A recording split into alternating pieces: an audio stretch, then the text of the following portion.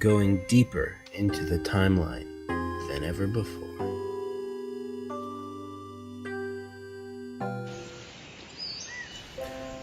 Welcome to the great forests of Shri.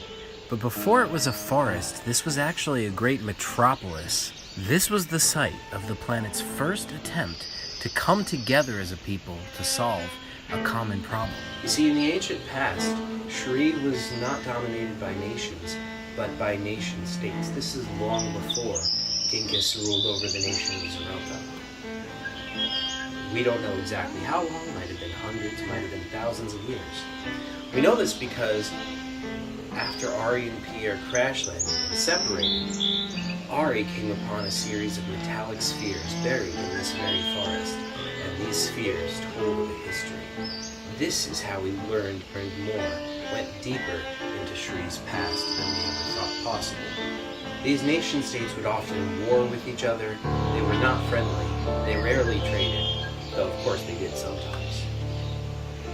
But one day they were faced with something that none of them could handle alone. A threat from the sky, something from the heavens. There was a race of giants who came from the skies without reason, without announcement, without warning, and they began stalking around. These giants, they called themselves the Great, and they were technologically advanced, they were physically powerful. There was no way to beat them. In a last-ditch effort, many of the great nation-states of this world, led by one called the Zoro and one called the Crodin. Remember that name because the Crodin are the predecessors to the rebellion who would later rise up against King Ginkus. At the center of this once great city was a great citadel called the Zoro-T Cooperation Citadel. The name of it was the name of a few different important nation states combined into one. The nation states created vicious creatures out of stone and lava and advanced technology. These were called the constructs. The constructs were designed to attack the great. They had claws so they could scramble up the sides of their bodies, and they were tough enough to deal some real damage.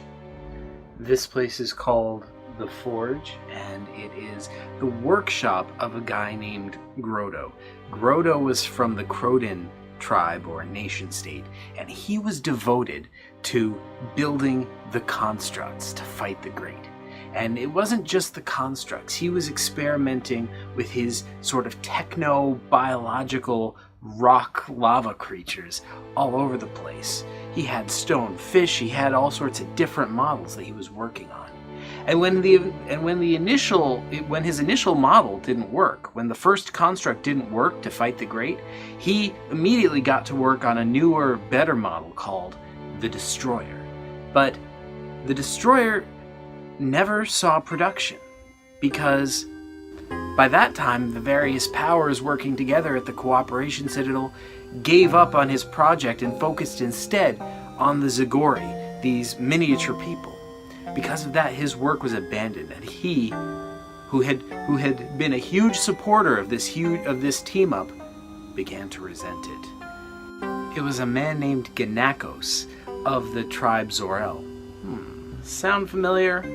Who spearheaded this whole cooperation effort. And even though they were of different tribes, Grodo believed in Ginkus and his mission, and that was why he devoted himself to this project. So when the powers that be, including Ginkus, sort of moved away from his construct initiative, that hit him hard, and that was the start of a resentment that would grow deep into Shri's history. Unfortunately, the constructs didn't work out, and soon hope was lost. The cooperating nation-states turned their efforts to trying to preserve their culture, thinking that there was no way to succeed.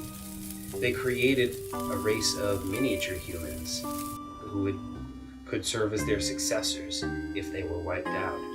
These were called the Zagori, a race of miniature people. The race of miniature people was also hoped to be able to fight back against the Great.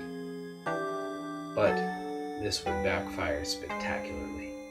When the Great didn't return, these miniature people began to resent their creators. They were being trained for a war that they didn't even have to fight. It felt to them as if their creators were torturing them for their amusement. They eventually rebelled.